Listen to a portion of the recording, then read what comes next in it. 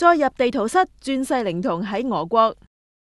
奧巴馬尋晚11點半左右喺白宮地圖室閉門會見達賴，支持佢同北京透過對話解決分歧，但係會面低調，並唔係喺橢圓形辦公室舉行。舊年2月，奧巴馬都係喺地圖室見達賴㗎。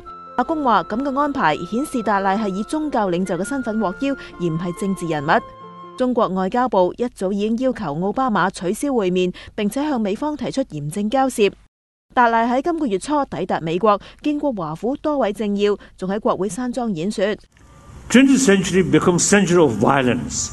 Now this century, 21st century, should be century of dialogue in order to develop peaceful century.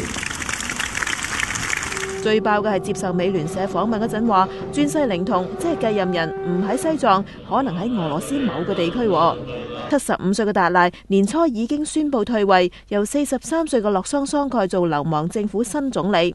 但係北京就話達賴退休只係個騙局，實際上就繼續從事分裂活動。